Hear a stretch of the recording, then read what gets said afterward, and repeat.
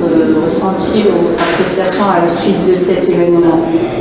Donc bonjour, je suis Kevin, je suis maire adjoint du 18e et je suis également membre du Parti Socialiste. Et puis je viens d'assister à cette assemblée générale avec une belle association qui œuvre évidemment des BKM, qui œuvre pour le 18e, qui œuvre au-delà du 18e pour une forme de solidarité internationale, qu'on est très heureux évidemment de recevoir ici dans un local du 18e, de la mairie du 18e, qui œuvre évidemment pour la solidarité locale à l'international et puis qui rentre pleinement dans ce qu'on souhaite pour nous le 18e, qui doit être une terre d'accueil, une terre de rencontre à la fois entre habitants du 18e et à l'international, et qu'on espère pouvoir continuer à soutenir ces prochains mois et ces prochaines années.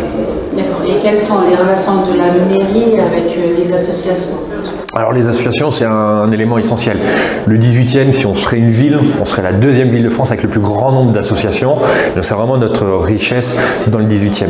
Les associations, elles sont précieuses pour tout un rôle. Évidemment, la solidarité, le soutien scolaire, l'écologie, elles rentrent elles sont un élément essentiel dans toutes ces missions. Nous, notre rôle, c'est évidemment de leur faciliter le travail. On a la maison de la vie associative et citoyenne qui peut les accueillir, qui peut les accompagner pour se développer. C'est également de répondre à des appels à projets. La mairie du 18e et la mairie de Paris accompagnent et financent un grand nombre d'associations selon des objectifs que nous avons à travers différentes politiques publiques de solidarité, de santé, de politique de la ville dans les quartiers un peu plus précaires, où nous définissons chaque année des projets et des priorités. Nous avons des équipes locales, des équipes de développement local qui sont là aussi pour accompagner ces associations, ces acteurs, pour les aider à présenter des projets, puisque c'est pas nécessairement facile de présenter des projets solides, structurés et fiables en vue de répondre à ces appels à projets. Derrière, il peut y avoir des financements et puis aussi des vérifications sur ce qui est fait. Mais voilà, c'est important qu'on puisse accompagner ce tissu associatif. On le vit vraiment comme complémentaire à notre action politique et c'est comme ça qu'on peut réussir à améliorer le 18e et puis Paris plus globalement. Je ne sais pas si vous êtes élu à la mairie, ça veut dire que vous avez un portefeuille ou quelque charge. Vous vous occupez de quel département, si je m'appelle?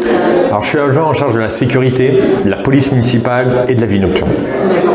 Et quelles sont vos attentes par rapport à vous, votre portefeuille de compétences, les attentes par rapport aux associations?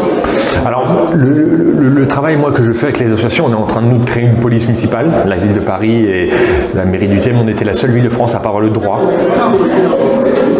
Mais il n'y a pas de souci. Donc on crée une police municipale à Paris, dans le 18e, et on veut que ce soit une police municipale qui connaisse les acteurs citoyens, associations et les commerces pour créer du lien. C'est cette police de proximité qui manque et les associations sont utiles sur ça. On a fait encore la semaine dernière des rencontres avec nos policiers, des jeunes de nos quartiers, des adultes, autour de moments festifs, de repas, etc. pour créer ce lien. Et c'est hyper important quand on sait qu'on a cette défiance envers les institutions en général, envers les élus et aussi envers notre police. Donc il faut qu'on recrée ce lien. C'est cette mission-là et aussi les associations, les acteurs de terrain ont un rôle précieux en cette matière-là. Merci, ce sera tout. Merci. Bonjour. Bonjour. Est-ce que vous pouvez vous présenter ainsi que votre portefeuille municipal?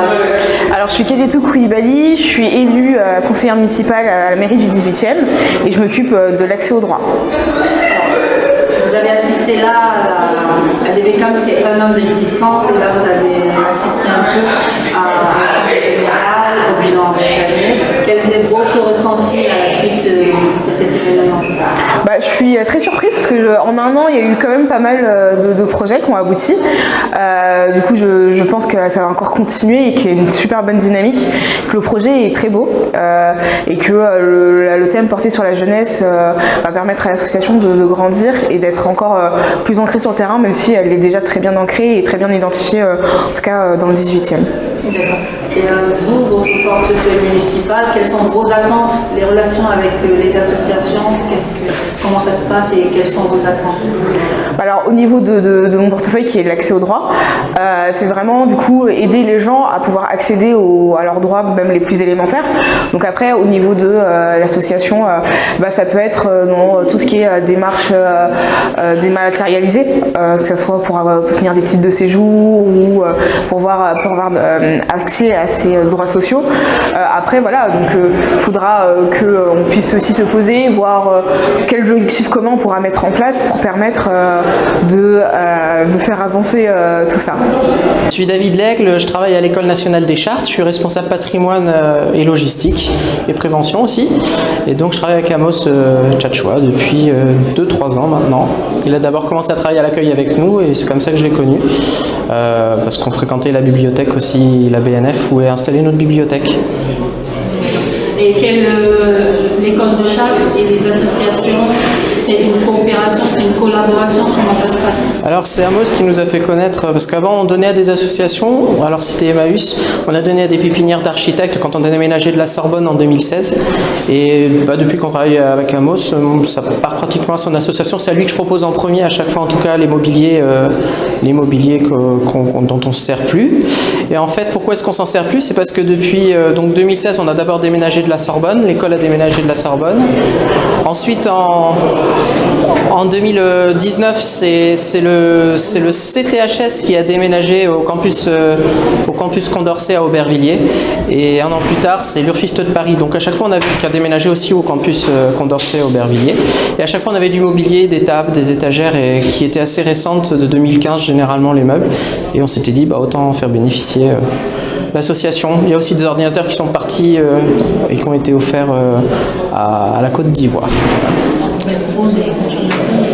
Vous avez fait don des matériels, ouais, des meubles et de l'informatique.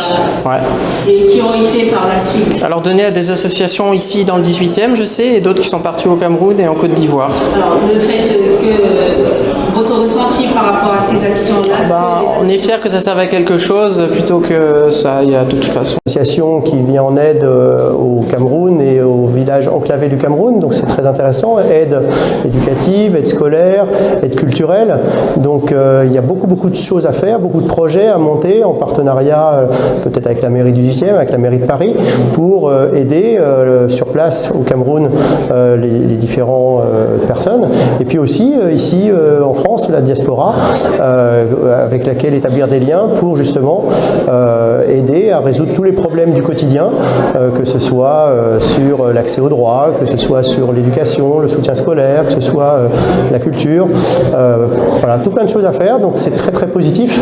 Et avec nos collègues du 18e qui étaient présents aujourd'hui, eh bien, on vous propose l'année prochaine peut-être de faire cette réunion en mairie du 18e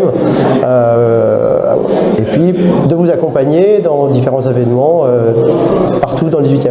D'accord. Et là, vous vous occupez des espaces verts. Est-ce que vous travaillez avec des associations dans ce sens-là? Est-ce une collaboration, une coopération? Comment ça se passe, vous, dans votre portefeuille, la relation avec les associations? Alors, moi, effectivement, je suis adjoint aux espaces verts, donc il y a les jardins publics, qui sont généralement gérés par les services de la ville, ça c'est une première partie. Ensuite, il y a les jardins partagés, qui sont gérés par des associations qui donc gèrent ces jardins partagés et qui organisent des événements. Par exemple, à la Goutte d'Or, au square Alain Bachung, l'année dernière, il y avait un défilé de mode de créateurs de la Goutte d'Or, et ce défilé de mode, il a été filmé et photographié par différentes personnes, et donc c'est des possibilités de contact avec les jardins partagés, avec les associations de jardins partagés pour faire tout plein d'événements dans les parcs et jardins. J'ajoute, comme je l'ai proposé tout à l'heure à Amos, il est tout à fait possible d'utiliser les parcs et jardins pour y faire des concerts, des spectacles de danse, des spectacles de musique, des activités sportives, culturelles, en créant des événements. Alors ça peut être dans les kiosques des jardins publics. Vous avez des kiosques par exemple au square de Clignancourt, au square Carpeau, au square Hébert, et puis aussi au magnifique parc Chapelle-Charbon. Donc n'hésitez pas à demander à organiser ces événements-là, on vous accompagnera, on vous prêtera bien évidemment ces lieux pour organiser tous ces événements. D'accord, merci, ce sera tout. C'est tout. Bon. Bonjour, est-ce que vous pouvez vous présenter? Je suis Amos Tchatchoua, président d'ADVCAM. Alors, ADVCAM, c'est quoi? ADVCAM, c'est l'Association pour le développement des villages enclavés du Cameroun et du monde, une ONG caritative et humanitaire. Alors, ADVCAM, c'est un an d'existence, il faut faire un bilan. Oui, ADVCAM, c'est un an d'existence légale sur le plan administratif. Mais sinon, ADVCAM, c'est une structure qui a été créée il y a déjà près de 20 ans par mon papa, en 93, qui aujourd'hui n'est plus de ce monde. Et je l'ai prise en main au niveau de l'échelle internationale il y a 3 ans de cela. Et ça fait un an qu'aujourd'hui, nous organisons notre première journée portes ouvertes et des vœux, et aussi un bilan d'activité qui a été fait sur le plan national, territoire français et international. Ok, un an d'existence légale, le bilan, il est élogieux ou il est un état du bilan? Qu'est-ce que les actions et autres? Très bonne question. Je peux qu'être satisfait et très heureux du rapport d'activité qui m'a été fourni par mon équipe, parce que nous avons eu à mener des différents projets et des actions humanitaires, que ce soit sur le plan international et national, qui sont très satisfaisants à mon point de vue en tant que président. ADVCAM, des projets à venir? Oui, nous avons beaucoup de projets à venir, surtout sur le domaine humanitaire. Il faut savoir que nous sommes plus basés sur l'aide et l'accompagnement des personnes en difficulté, et aussi au développement des zones enclavées, quelle qu'en soit la partie du monde. Nous intervenons quand le besoin et les moyens nous sont donnés. Et sur le plan éducatif et santé, c'est vraiment les deux plans que nous essayons de mettre l'accent en faisant les distributions des dons matériels et informatiques à l'échelle nationale et internationale, et aussi des médicaments sans prescription médicale à des coopératives qui accompagnent des personnes qui ont des difficultés de pouvoir s'en procurer. Est-ce qu'on peut dire qu'ADVCAM a le vent en poupe? Pour ma personne, je pense que oui, vu l'équipe que j'ai autour, et aussi vu le dynamisme des personnes, des sympathisants qui nous accompagnent depuis un an par ces projets-là, je pense qu'on a le vent en poupe, et toute action humanitaire et caritative a toujours des bonnes oreilles, aussi des bons cœurs, parce que nous vivons dans un monde aujourd'hui où je dirais que c'est difficile de pouvoir s'occuper des autres si soi-même nous ne sommes pas dans l'état de pouvoir le faire, et on essaie d'amener les gens d'abord à s'occuper d'eux-mêmes, et quand ils sont dans les conditions de pouvoir justement prendre soin des autres, ça va comme une lettre à la poste. Est-ce que tu as quelque chose à ajouter d'autre aussi? Oui, ce que je voulais ajouter, c'est tout simplement que voilà, nous avons aujourd'hui des partenaires comme la mairie du 18e, que je remercie beaucoup, qui est l'un de nos premiers soutiens et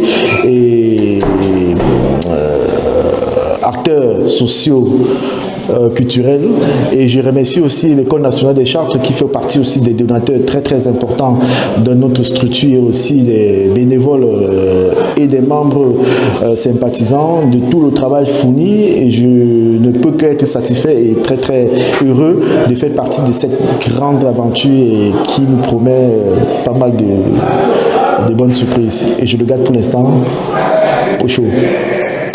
Attendez. Les roches des interviews.